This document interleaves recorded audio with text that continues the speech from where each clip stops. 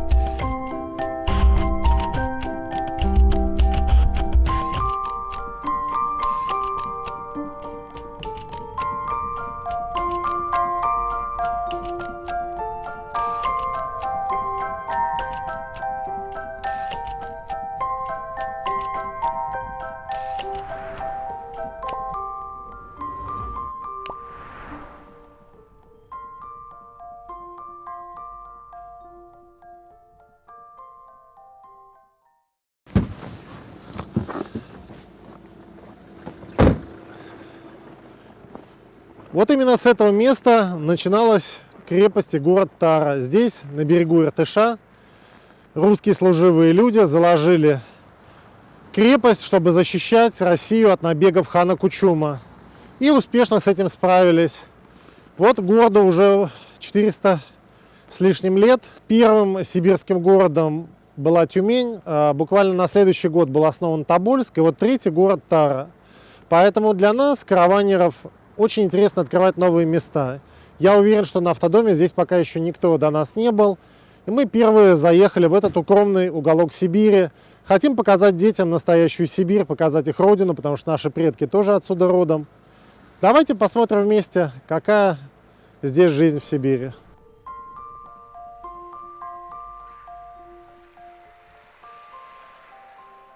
Очень интересно нам подготовила программа управления по туризму Тарского района. Мы посмотрели здесь все, что только можно. Были во всех музеях, на всех турбазах. Очень понравился Большереченский зоопарк.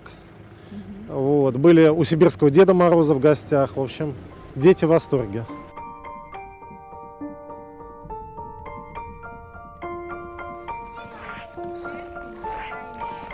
Это наша Катюша, Катя, верблюд, красавица, умница, шикарная девочка. Все они живут.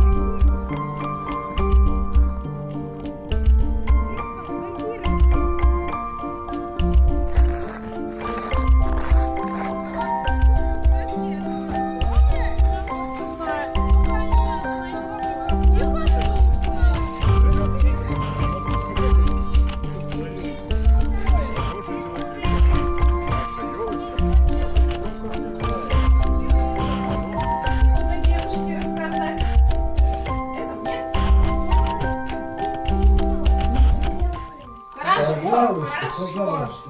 Я даже могу. И земля остыла, и чернобылись дома. Это в городе тепло и сыро, это в городе тепло и сыро. А за городом зима, зима, зима, и уносят меня, и уносят меня. Ночью снежную даль, эх, белый коня, декабрь, январь, февраль. Сегодня мы приехали на заставу Ермака. Это туристическая база недалеко от города Тара. И здесь местные жители создали экологическую тропу. 2 часа вы можете гулять по настоящему реликтовому сибирскому лесу, где есть и лиственницы, и кедры. Сейчас мы пойдем и вам все покажем.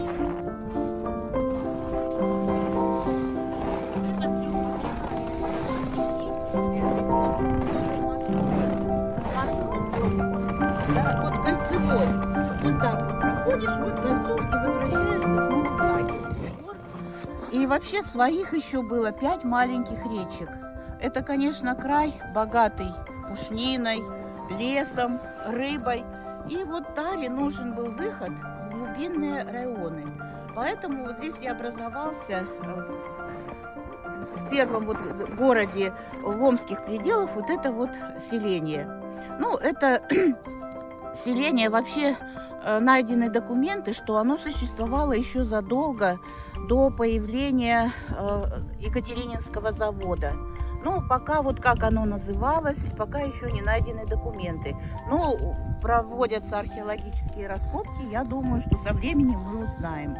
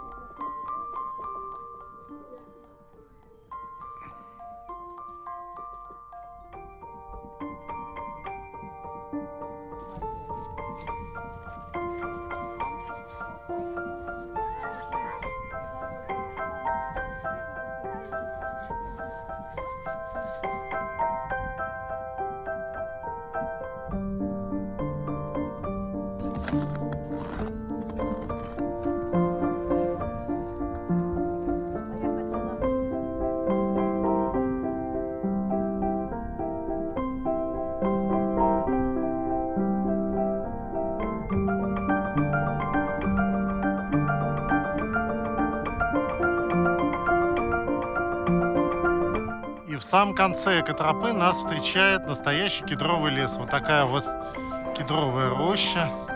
Такие вот высокие красавцы кедра тянутся к небу.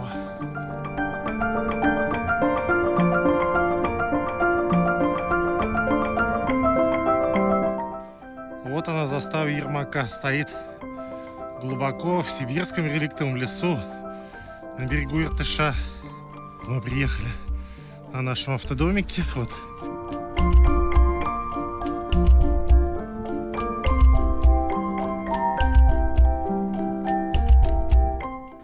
Шапка определенного покроя, определенного вида также показывала, объясняла, к какому роду войск это относится. Далее. Служивый человек имел сабля полностью реконструирована, соответствует тому 16 веку. Единственное, что она не заточена, но она кована и может прям вот применяться в любом бою, прям по-настоящему.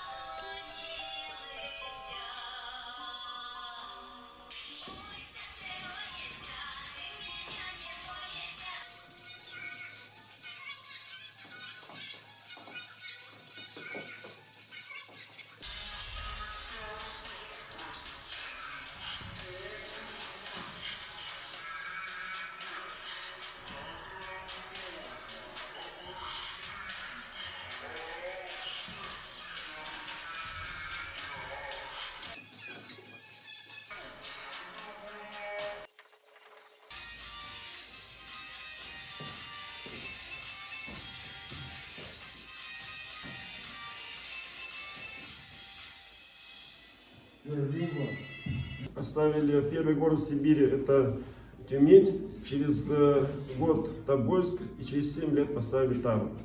Там сразу строили как второй город в Сибири. Строили Кремль длиной в километр, была стена кремлевская. Ну, понимаете, острог это когда бревна просто вертикальный. Это острог, а Кремль это когда такие клети, куда засыпать можно землю. Точно так же и первый монастырь в Сибири, в Тобольске, был поставлен, вот знаете, Тобольск на высокой горе, а под горой Иртыш течет, и первый монастырь был за Иртышом. Это были потомки, не потомки, а Ермаковы казаки, и они, собственно, селились в монастырь умирать. Смотрите, вот у Максима Ивановича, у него мужская, мужик, у него мужская уже на правую сторону, а подрясник на левую, как будто женщина. Точно так же и наши шинели были тоже на женскую сторону. Я удивлялся в те времена, думаю, что это вдруг так? Смысл-то в чем? Почему женщина должна носить головной убор, когда в церковь идет или когда дома молится? Знак власти над ней мужа. Соответственно, монаха или священника тоже в церкви может ходить с головным убором, знак, потому что он добровольно отдался в послушание. То есть тоже знак власти над священнослужителем мужа. И военные тоже подчиненные, у них есть командир, и поэтому они ходят в фуражке, даже если им жарко летом, но волей-неволей куда деваться. Вот, они ходят в головных уборах. Знак власти над ним мужа. И поэтому вот эти вот разные стороны застегивания, головной убор там, без головного убора, вот это не признак слабости женской, это признак некой такой посвященности. То есть это князь, воин, священник, монах, епископ, патриарха, женщина. Вот есть нечто общее. То есть мы служилые люди, правильно? Служилое сословие Сибири. Вот. Поэтому это не недостаток, это не уничтожение прав женщин. Вот это просто разный способ спасения, разный способ облаготворения. Как, допустим, в тех же японцев, там у них разный путь к Богу.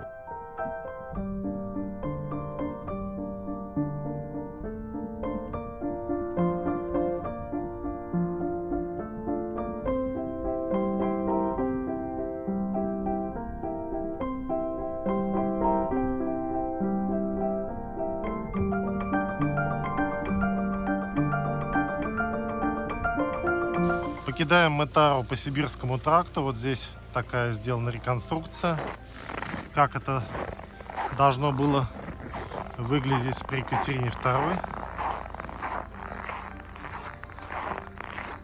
Тут сидел, наверное, городовой, охранял город, встречал всех гостей.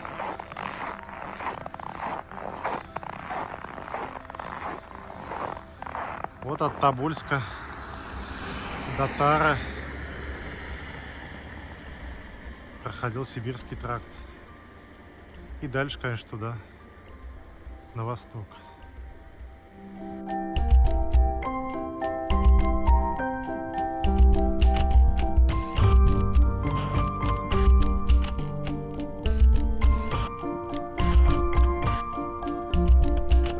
И доехали до Ложникова. Конечно, жалко, селу 400 лет, до сих пор нет дороги асфальтированной. Но зимой нормальный зимник, мы проехали на автодоме уже много раз и туда и обратно. Мы уже путешествуем с семьей 16 лет на автодоме. И вот впервые я выезжаю на настоящий зимник. Летом здесь проехать невозможно, а зимой дорога застывает. Ее проходит каждый день грейдер. И можно добраться. Мы едем в родное село Ложниково, где наши предки живут уже 400 лет. Вдумайтесь, 400 лет.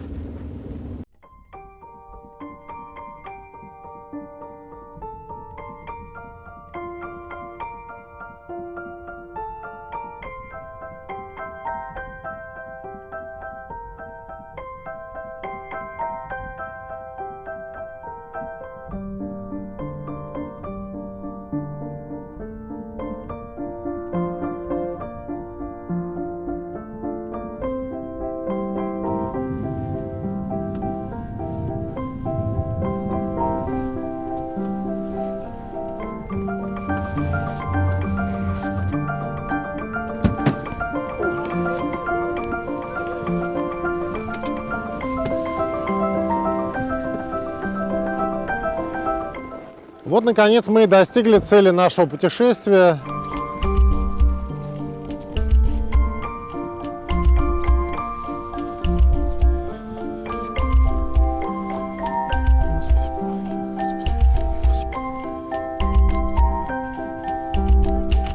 Наши предки жили здесь, в Сибири, и живут, и продолжают 400 лет уже.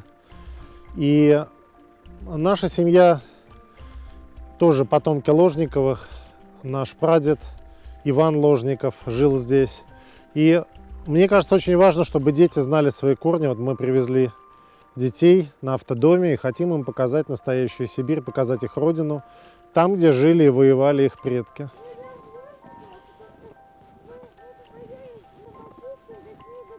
Да, мы дошли. Ты первый.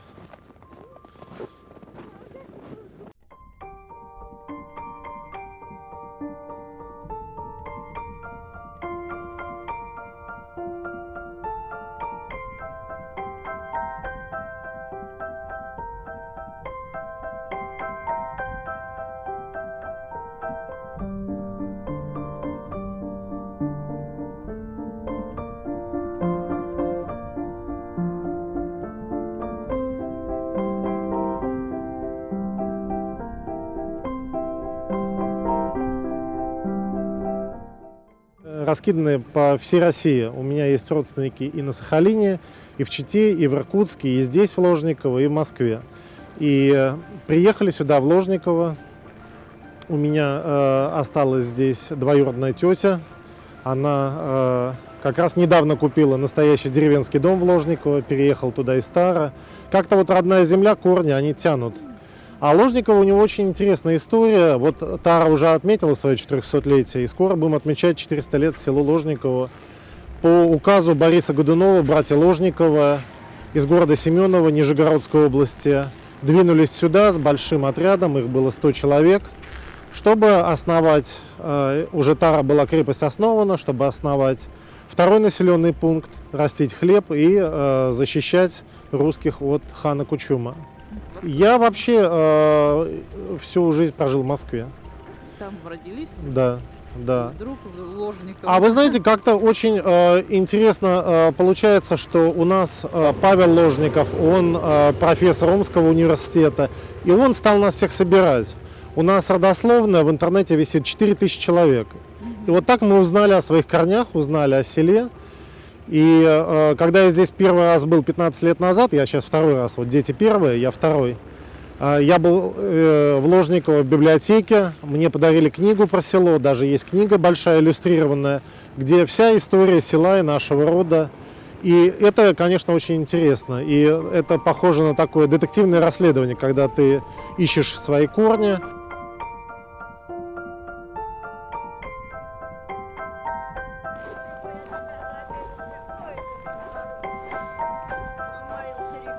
Махнул, не глядя.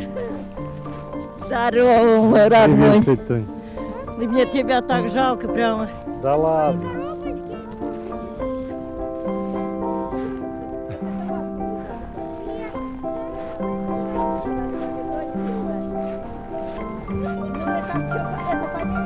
Такая же. Такая же. Хоть бы не сматериться. Да я же могу и сматериться.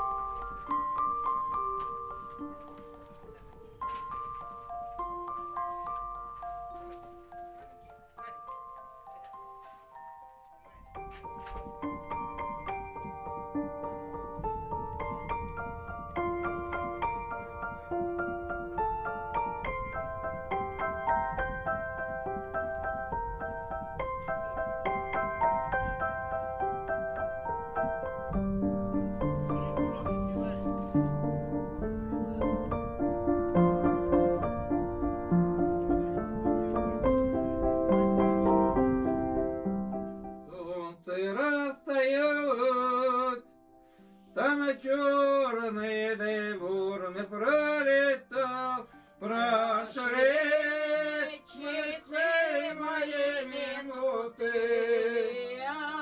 когда с девчонкой я гулял, прошли часы мои минуты, когда с девчонкой я гулял. Бывало, докончу я работу, пойду на улицу к друзьям.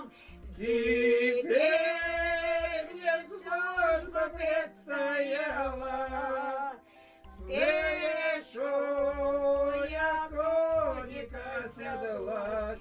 Теперь мне служба предстояла, спешу я коника седлать. Седлайте да мне коня гнедого, черкесским да убранным седлом. Седлаю, сяду и поеду, чужие дальние края. Седлаю, сяду и поеду, чужие дальние края. Давай, я не знаю. Рано до поутру пролетит над домом. Ух,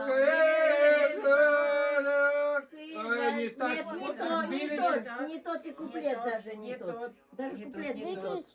Маленько крылатый, у меня приборный, маленько крылатый.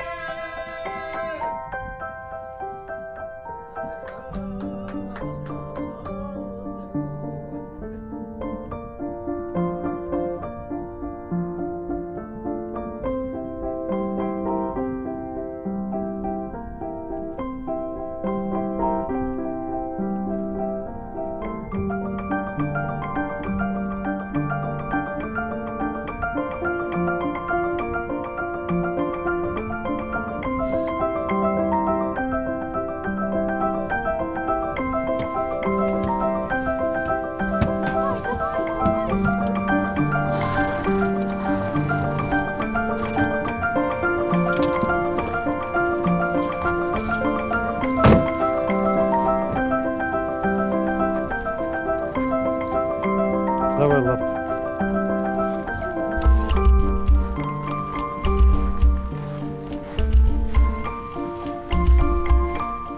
А потом уже Павел Ложников, он мне помог. Они разыскали архивные книги в Тобольске, потому что все наши архивы отсюда, они ушли в Тобольск. Тобольск. Мы хотим посмотреть Тобольск, Тобольский Кремль.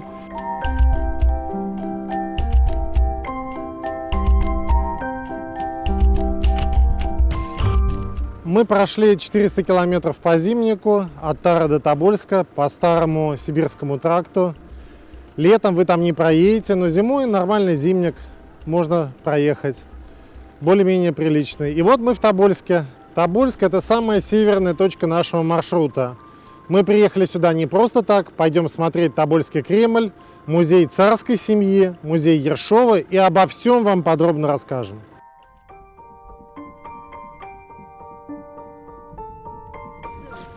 А? Дали даже, да? Ну все, закрывай кабину. Красот нигде не встретишь на севере.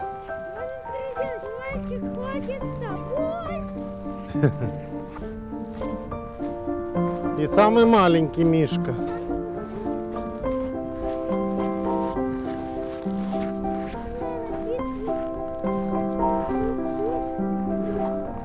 Это кафе, что ли? Может, оно летнее? Сторожевая башня. 1902 года. А, водонапорная башня.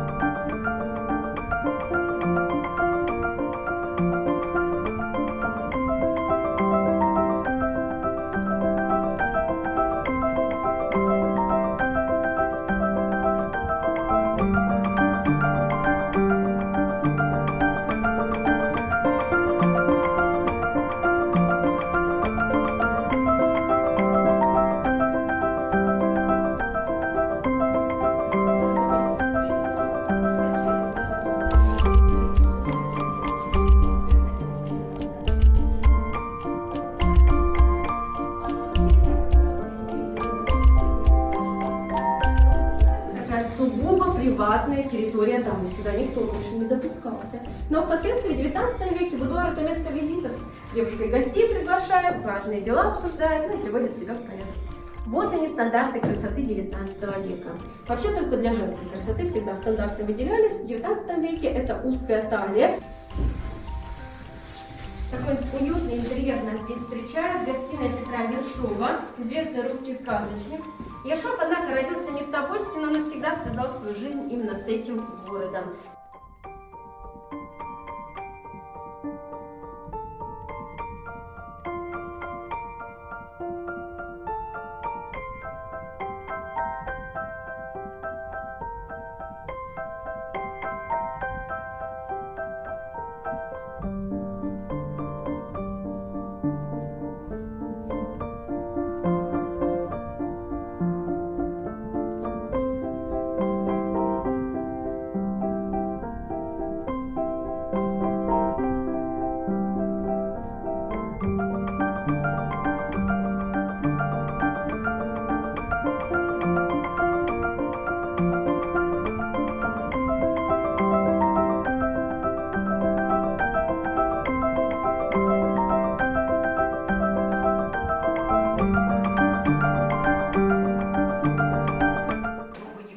Его передавали только по наследству. То есть родители могли передать, да, своим деткам. Правильно. Рецепт держали в строгом секрете. Потому что у каждого рецепт был свой уникальный, индивидуальный. А как вы думаете, а почему же раньше пряники называли медовым хлебом? Потому что в них добавляли мед. Правильно, потому что в него добавляли мед. Вообще-то добавляли непосредственно мед. Рецепты были разнообразные. Добавляли в тесто не только мед, но еще добавляли различные специи. Это была корица, это был имбирь, поэтому пряники имели свой особенный вкус. А вообще пряники были 3 видов. Это были пряники липные, это были пряники вырубные и были пряники печатные. Сверху закрывали еще одним слоем теста, и таким образом начинка оказывалась внутри, а весь рисунок отпечатывался снаружи. Вот такой вот волшебный пряник получался. Как ручечку, да, подогнали вот сюда вот и прям чуть-чуть поддавливаем. Ой, давай маленечко еще, Ванюша, отрежем. Да, совсем маленькая у нас с тобой получилась. Вот, молодец. И затем мы будем тоненькой-тоненькой ниточкой, вот видишь, какая тоненькая ниточка, тоненькой-тоненькой ниточкой рисовать красивые кружева на наших волшебных праздничных пряниках. Что сделать? Здесь что-нибудь написать, какие-нибудь буковки. Получается, Вань? Давай. Можно разделить пополам. На одной стороне, например, полностью ее залить глазурью и приклеить туда, смотри, какие красивые украшения, елочки или снежинки. Да не, просто напиши сейчас буковки. Ну давай, пиши буковки. Подгоняй тогда поближе глазурь, чтобы было удобно. Ребят, вы хотите кому-то подарить свои прянички или сами потом? Я всем подарю. Ты всем подаришь? Ну, я как-нибудь найду способ, чтобы разделить. Молодец, Вань. Здорово. И вся семья будет с радостью, да, пить чай с твоим сладким пряником, который будет сделан с душой. С дядей Сережей поделиться, с моей сестрой, с мамой и с папой, еще с кем-то, с кем. Еще про себя не забыть. Да, самому обязательно тоже нужно попробовать свой шедевр, правда, Ваня? Я и так дома каждый день фактически делаю печенье, мне знаком вкус пряников. А, тебе уже знаком вкус пряника. Так что я могу и...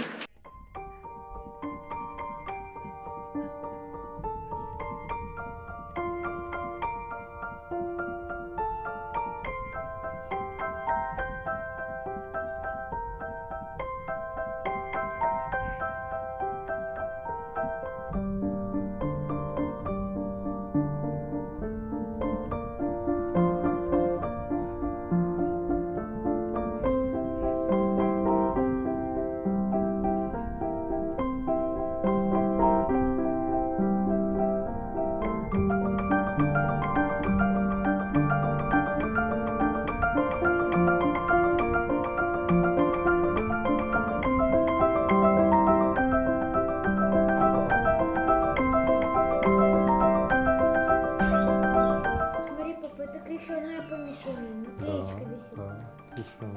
Ну что же, настал час дегустации. Прямо в стенах Тобольского Кремля располагается ресторан с загадочным названием «Поварня». И здесь предлагают все виды сибирских пельменей, жареные, вареные, со свининой, говядиной, рыбой и даже в сливочно-сметанном соусе под сырной шапочкой. Блины, вареники, традиционная сибирская еда, борщ, солянка, лапша по-деревенски. Вот как это все выглядит. Не могу передать вам запахи, но поверьте, они божественны. Особенно для людей, которые прошли 400 километров по Зимнику, где не было ни одного кафе, ресторана, ничего.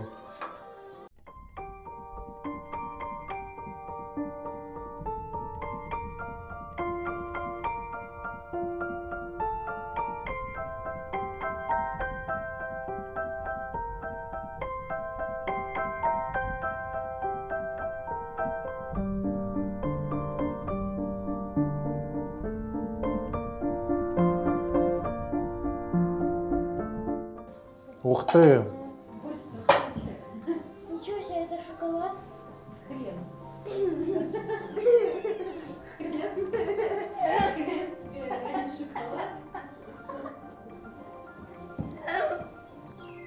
Сало божественное.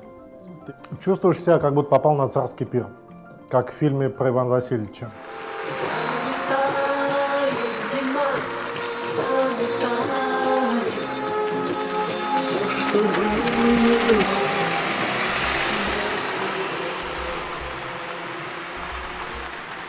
И как они красиво светятся. Утром они тоже были очень красивые, а сейчас их еще и подсветили. Вау. Пап, а как этого зовут? Давай посмотрим. Тучка. А этого? Это у нас Сонька. Да. Какие красивые елочки. Вот это Шишка у нас. А вот это у нас малыш. Как его зовут? Мурошка.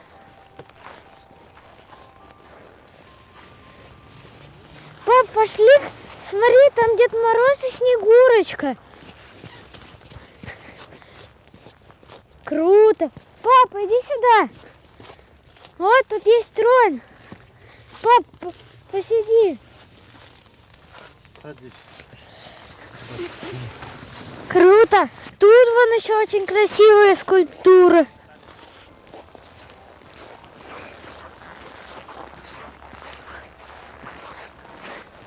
О, пап, пошли пробежим через арку. Вау! Круто!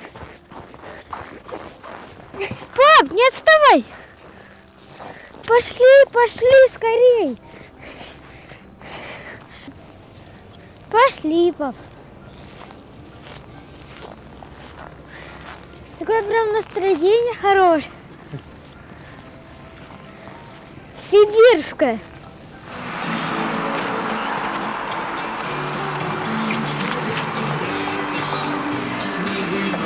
Образ Деда Мороза.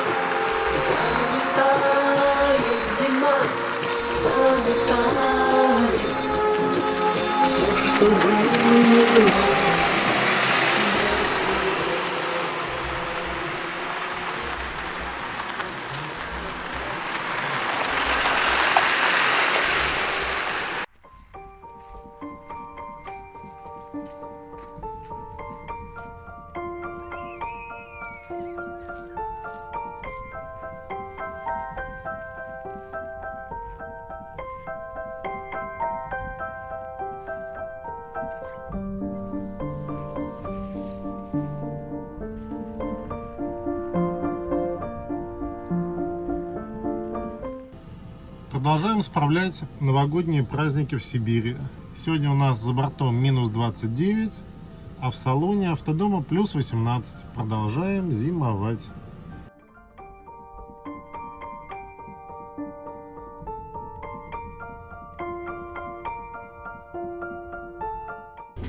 Так, у нас сегодня минус 30 за бортом. Немножечко похолодало. А в автодоме плюс 20. Фиат ведет себя достойно. Продолжаются каникулы.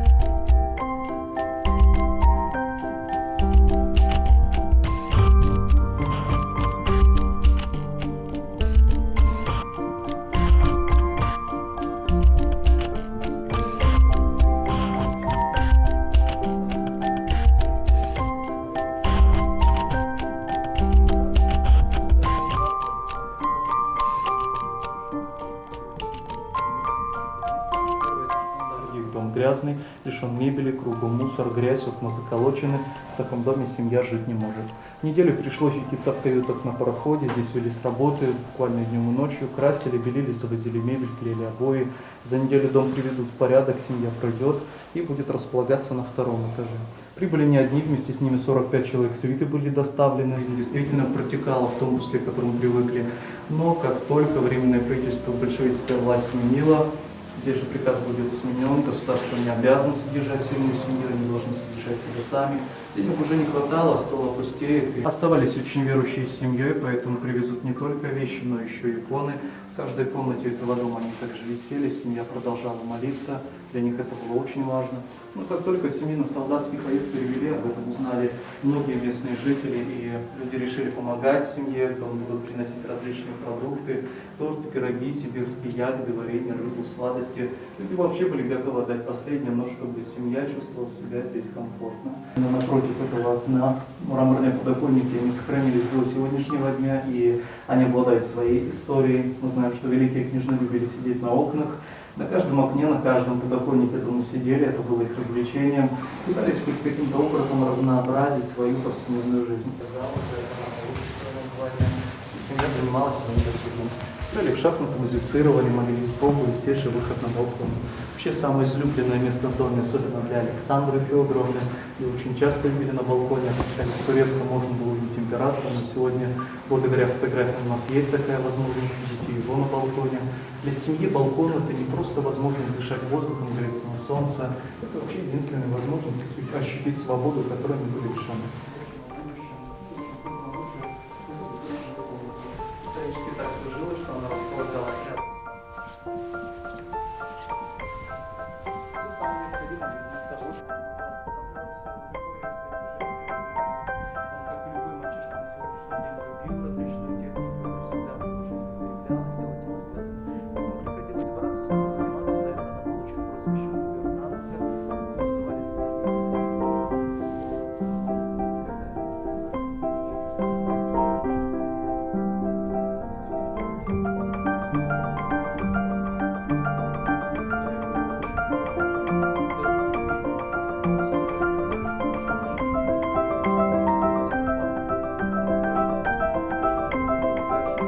Ну, нам самое главное до дома доехать. Я на один день-то могу задержаться. Ладно. Эверест, походу, проще покорить, чем Сибирь.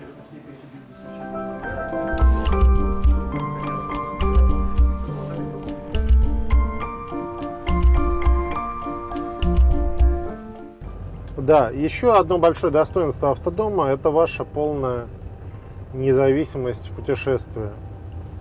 Те, кто часто путешествуют, знают, что невозможно все заранее 100% спланировать. И автодом позволяет гибко изменить ваш маршрут. Вот, например, в Тобольске нам рассказали, что совсем недалеко от города находится Абалакский монастырь. Это еще одна жемчужина Сибири. И нам стало очень интересно заехать и посмотреть, познакомиться с этим местом. Автодом свободен, мы свободны, как птицы. И полетели в Абалак.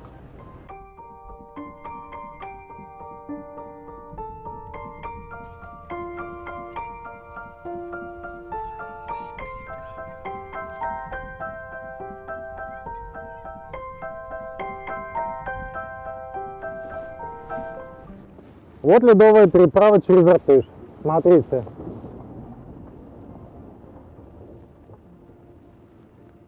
Надо выезжать со скоростью 10 км в час, двигаться на второй, третьей передаче. Двери транспортных средств должны быть открыты, а ремни безопасности отстегнуты. То есть, если что, водитель и пассажир могут выпрыгнуть. И что, мы сейчас поедем?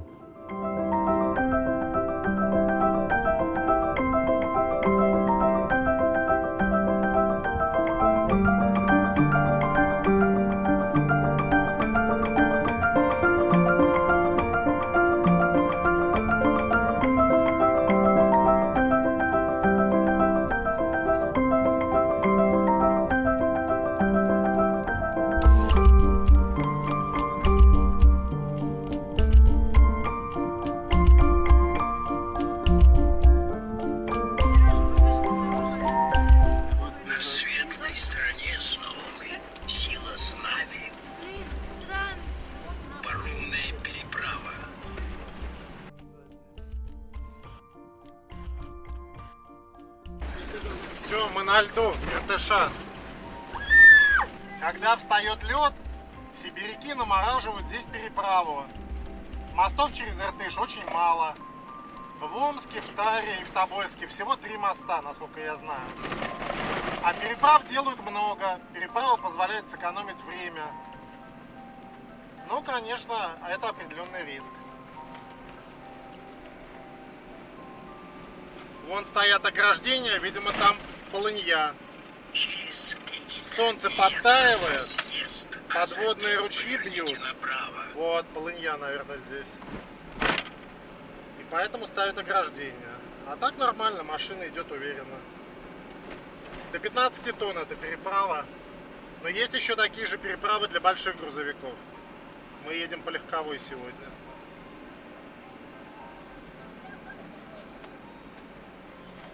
Под нами Иртыш. О, тут трещины. Тут лед-то треснул. А дорога жизни сколько километров было? Да кто знает, что там было. По Ладожскому озеру. Через 300 метров съезд, а затем поверните налево. Трещина по льду.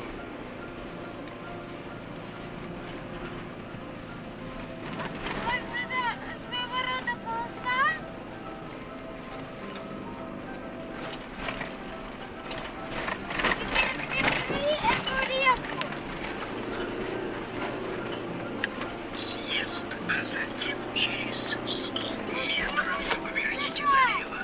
О, Господи, помоги. Да тут, ты знаешь, это опасная переправа. Все, Катя, Балак, сняли Тобольск.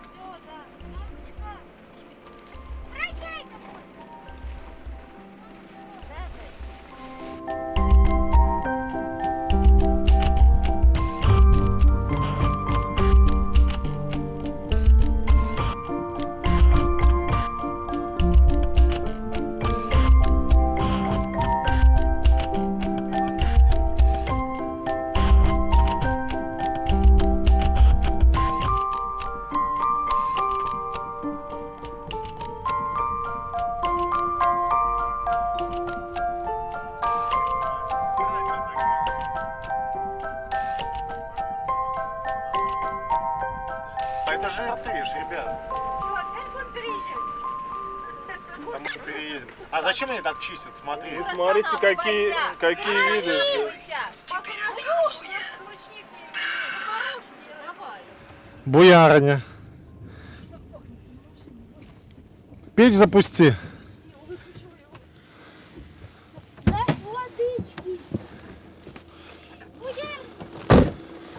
А сегодня мы приехали в Абалакский монастырь, который создан в честь Абалакской иконы Божьей Матери.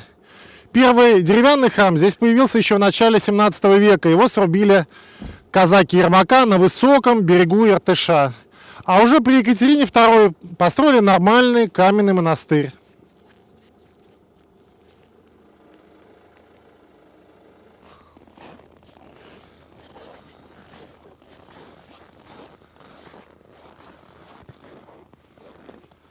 Вот он, Иртыш-то, Вань.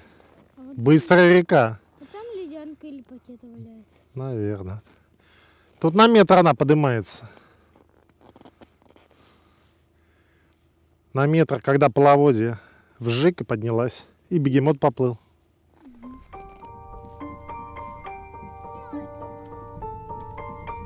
Ну, Федор лучше.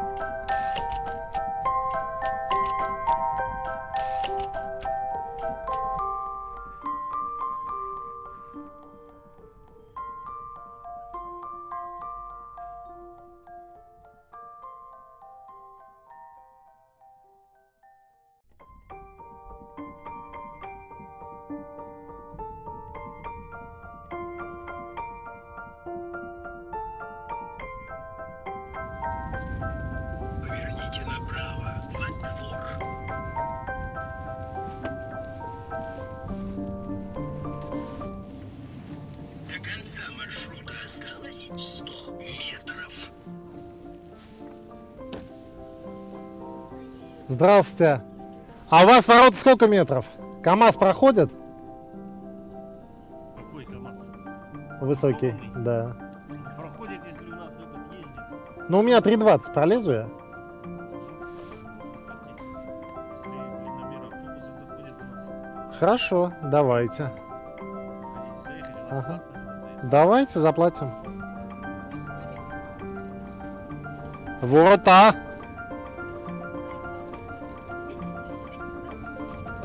Снегоходы не завелись, олени не поехали в такой холод. Олени даже не поехали, ты понимаешь? А мы везде ездим.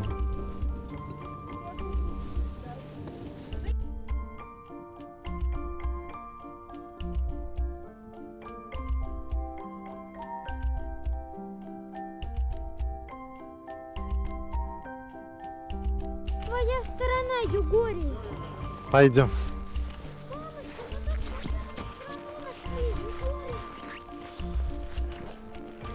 А сегодня мы посетили туристский комплекс Абалак. Это рядом с мужским монастырем. Здесь много гостиниц, смотровая башня, изба Бабы-Яги, русская баня, бары, трактиры, зоопарк для детей, детское кафе. И главная сцена, где происходит ристалище, где тут, видимо, какие-то казачьи бои. Сейчас пойдем узнаем, что есть вкусненького. Айда! Или, как говорят в Сибири, айдате.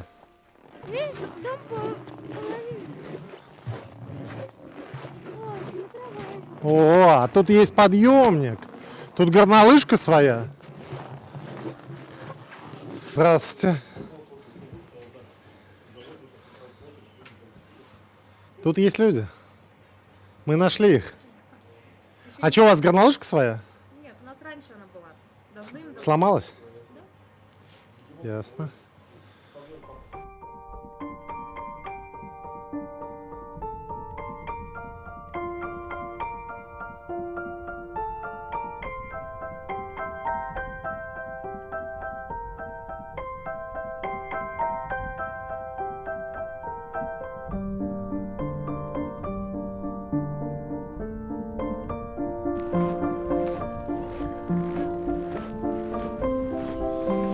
Ну аккуратно там, Ань, наверху. Садишься, потом толкаешься, понял? Давай, ждем тебя.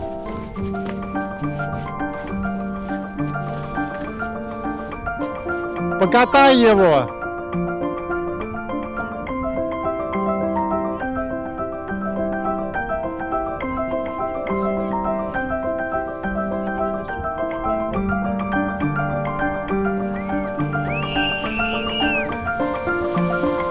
Класс!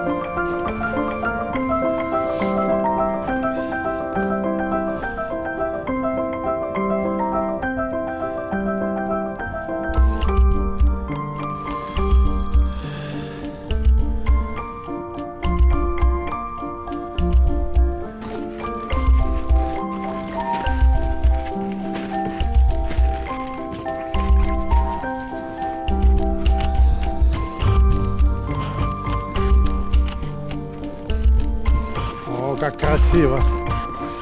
Вот она, Сибирь, матушка. А у меня так вот вдохновения нету без еды.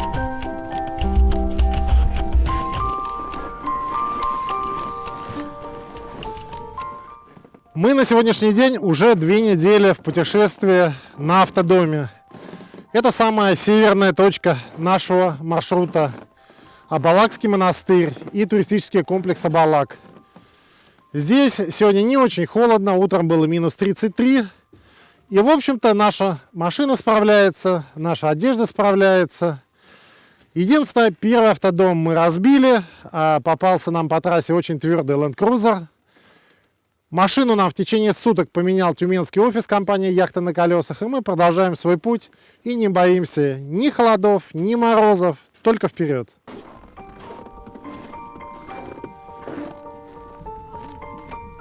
Вот видишь, это смотри. Холодно?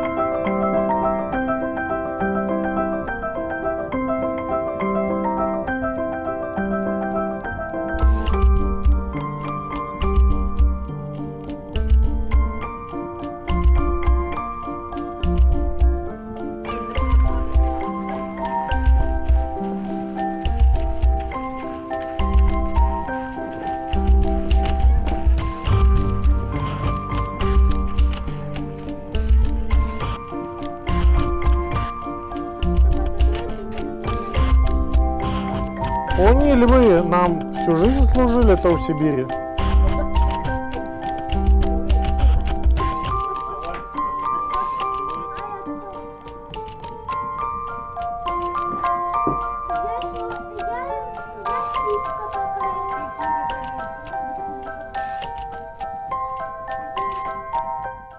Присаживайтесь, гости дорогие, буду вас почивать сибирскими закусками.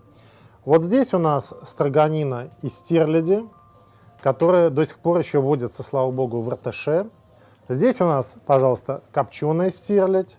Здесь у нас грузди со сметанкой, пельмени сибирские жареные, ну и сибирские щи, все как положено. Морс из лесных ягод. И еще вас ждет брусника с медом сибирским. Налетай. Ваня уже хлеб ест. Ну и вот так, дорогие зрители, надо сорвать борща и щей. Такую вот штуку. Хлебушек.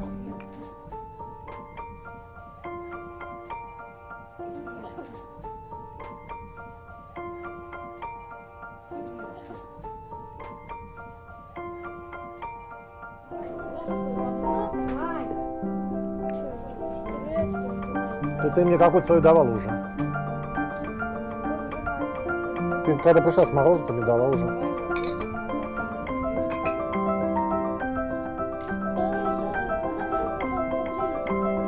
Ну хочешь мой бери, мой согрелся уже. Да, вот как ее поймали, так и едят ее. Нет, она любит тебя. Не, она замерзает полностью. Ты холод-то видишь какой тут?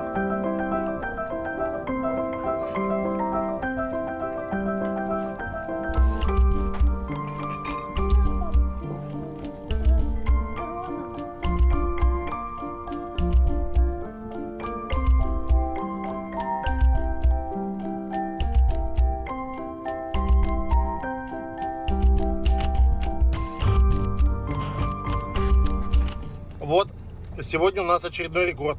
Ночью было минус 34, утром встали минус 31. Очень смешно, покупал одежду в Москве, нас напугали, что у вас минус 40. Я пришел в магазин спортивный, говорю, продайте мне одежду на минус 40. На меня так уважительно продавец посмотрел, вы на восхождение, на Эверест. А тут все ходят в обычной одежде. Мы утеплились.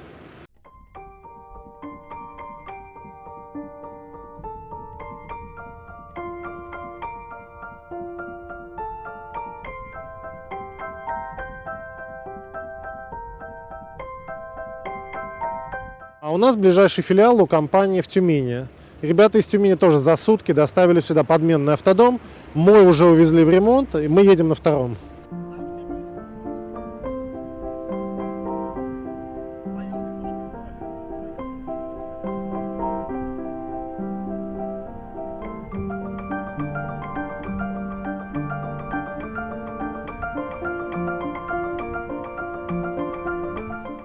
Шли по Туре, до Тюмени, потом дальше.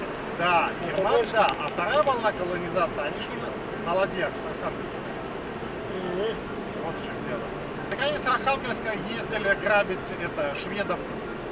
Это был страшный кошмар, страшные сказки рассказывали шведские мамы своим детям, что зимой замерзало, когда сильно Финский залив, а наши на санях доезжали и грабили Стокгольм.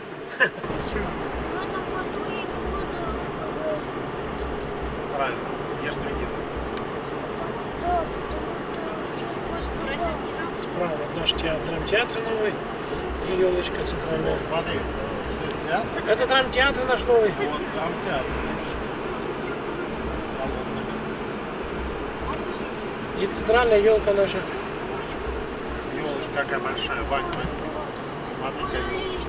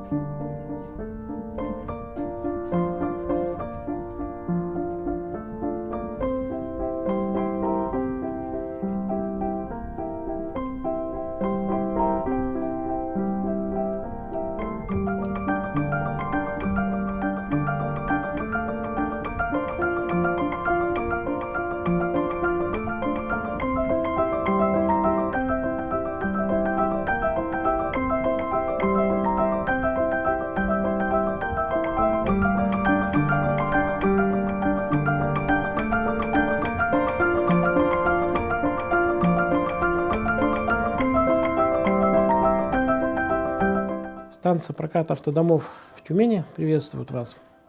С 2013 года мы в Тюмени представляем российский бренд «Яхта на колесах» и обеспечиваем тюменцев и жителей соседнего региона возможностью путешествия в доме на колесах по нашей стране и ближним странам. Кроме проката, мы даем возможность приобрести по московским ценам новые дома на колесах, которые брендов, которые возят яхты на колесах. Это Адрия, Бёрстнер, Бемобиль, Хюмер и другие. Кроме проката и продажи домов, у нас есть свой сервисный центр, который ремонтирует автодома, как поставленные нами, так и других брендов, которыми владеют тюменцы и жители ближайших регионов. Занимаемся обслуживанием и установкой дополнительных аксессуаров и опций на автодома клиентов.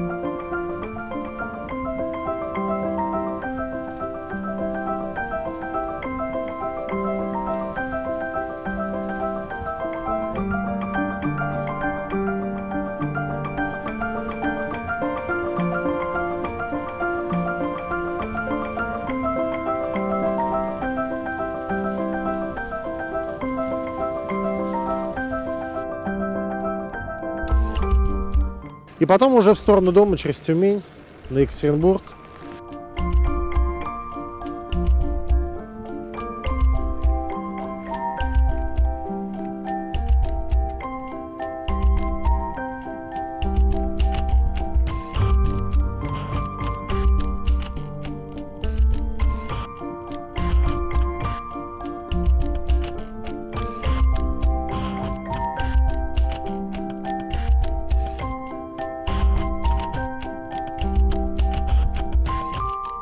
Из Тобольска мы поехали по маршруту царской семьи и попали вот сюда, в Екатеринбург, в храм на Крови, который построен на месте Ипатьевского дома, где была расстреляна царская семья.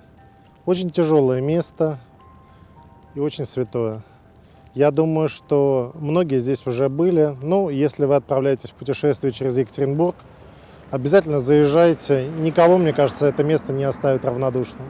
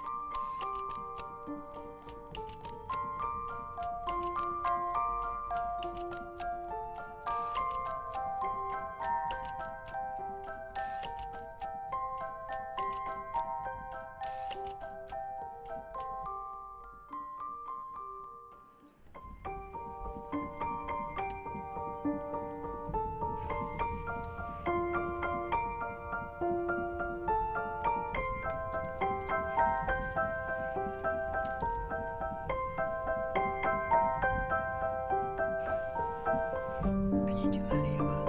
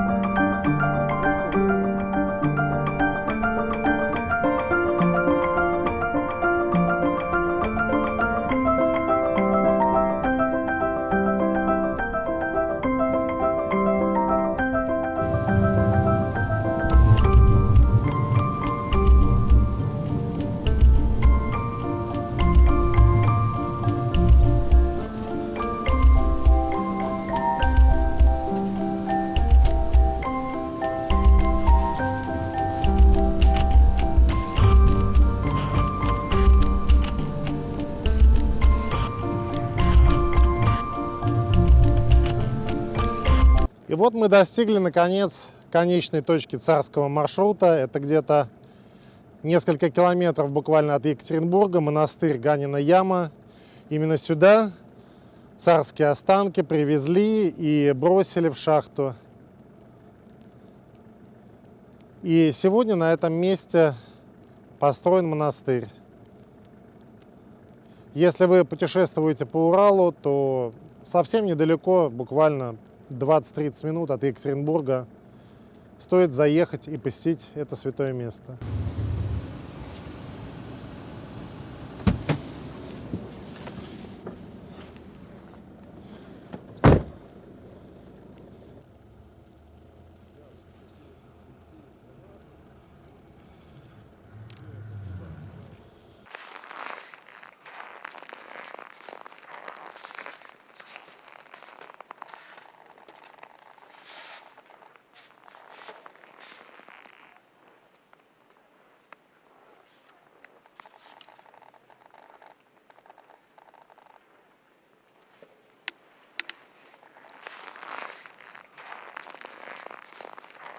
октября 2000 года сюда приезжает святейший патриарх Алексий II. И он благословляет здесь создание мужского монастыря. Поэтому 23 сентября 2000 года считается днем рождения монастыря. И сразу застучали топоры. Почему топоры? Потому что концепция архитекторов наших была, что от покаяния к возрождению, к воскресению. И поэтому монастырь строился по традициям древнерусского деревянного зодчества.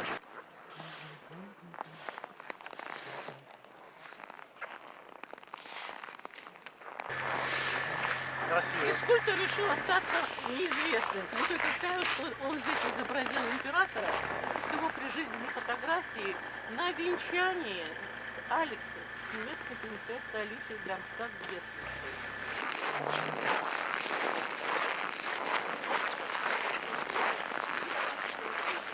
И в 2011 году уже наш уральский архитектор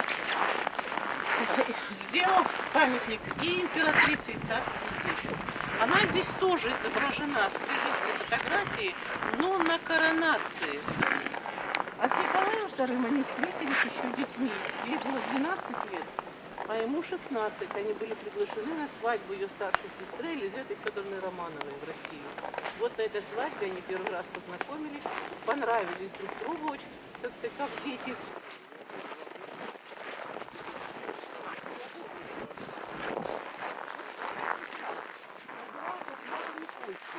Посмотрите, 17 золотых крестов, 17 золотых куполов. И высота храма 17 метров. Это все не случайно. Так нам архитекторы напоминают о дате гибели царской семьи 17 июля. Пойдемте видим храм.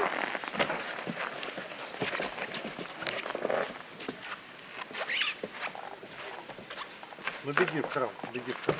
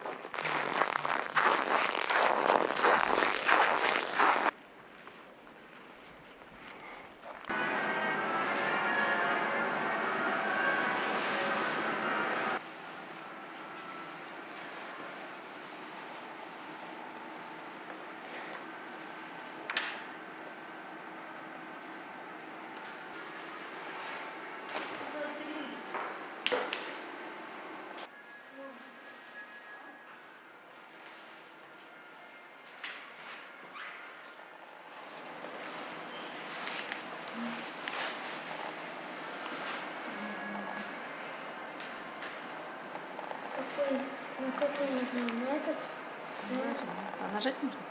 Да. Пусть я видел там салфетки. Салфетки старинные. Ага, интересно.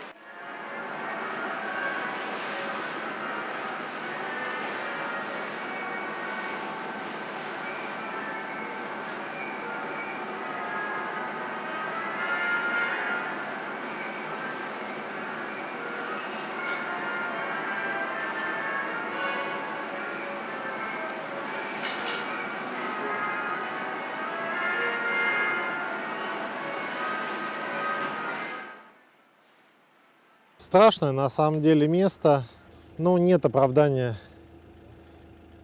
этим людям. И здесь кровь стынет в жилах, когда ты ходишь по этим местам, слышишь подробности, экскурсии.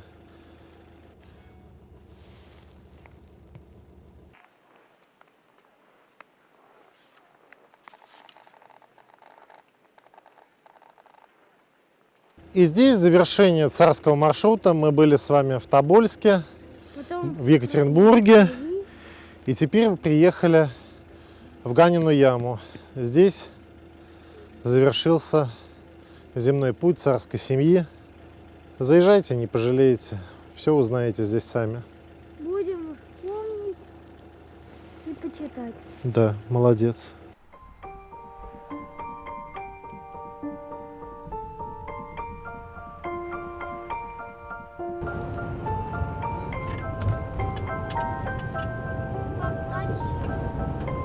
Смотрите, поскольку у нас в экипаже люди разного возраста, соответственно, у нас разные интересы.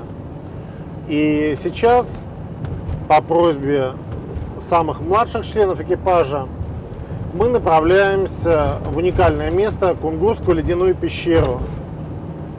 Она таит в себе много загадок, которые мы постараемся вместе с вами сегодня раскрыть.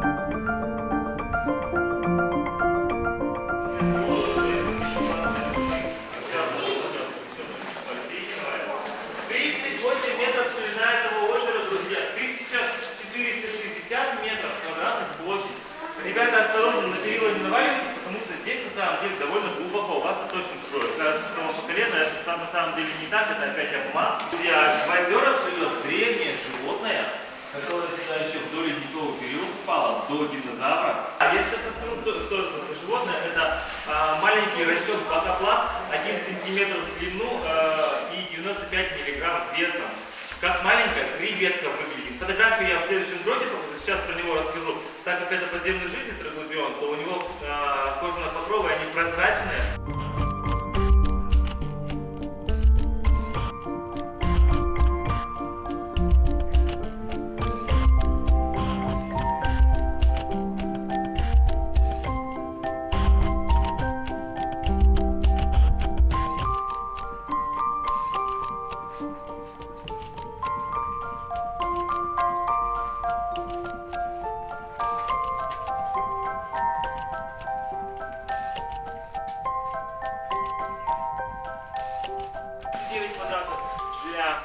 Сравнение, так проще, да? Нам, по крайней мере, представить себе можем.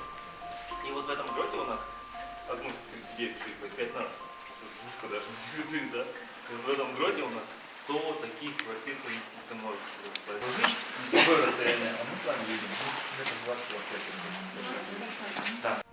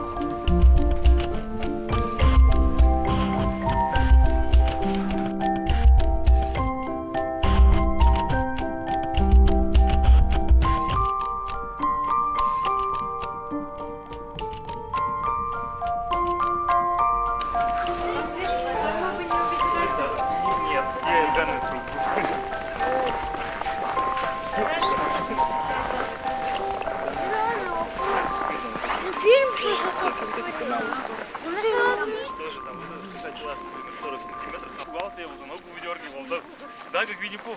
Потом-то, конечно, посмеялись уже, но потом он запомнил на всю жизнь.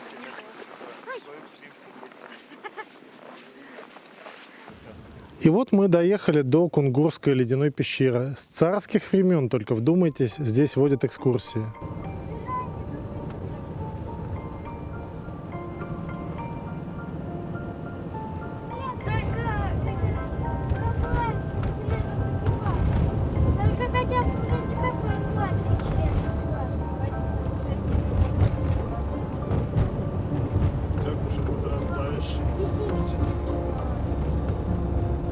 У меня, я ем, Бак, чтобы не уснуть.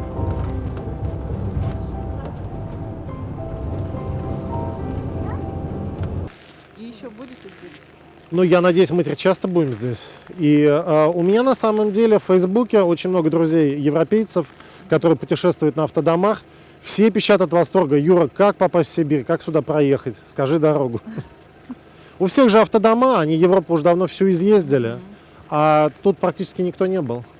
Ну, то есть, на ваш взгляд, туризм развивать у нас можно? Конечно, конечно. Даже Мне кажется, это на дороги? перспективно.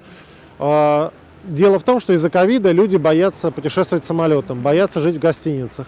И вектор туризма изменился. Сейчас вот больше путешествуют в автодомах, а на ночь останавливаются в кемпингах или на заправках, где можно переночевать.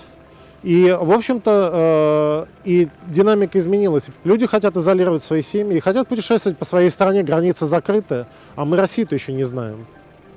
Я очень много ездил на автодоме, я дошел до Владивостока на нем, был за полярным кругом, у меня диплом полярника. В принципе, машина надежная, она на базе грузовика, она едет и едет. Скажите, вы на телевидении работали, и тут открыли такой бизнес. Почему? А очень логично, вы знаете, я 20 лет отработал продюсером на телевидении, и так получилось, что в Останкино, в Москве, у меня был самый большой транспортный цех.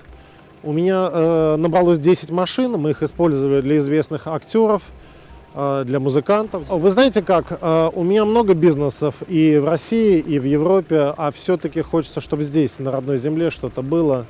И свои знания, свой опыт приложить здесь, в Сибири. И я думаю, будем делать какой-то совместный туристический проект, какой-то новый бизнес, чтобы у нас было не хуже, чем в Европе. Отлично. И дай бог, чтобы реализовалось. Спасибо большое. Заморозил вас? Да, маленечко, чуть-чуть меня. Он-то не замерз.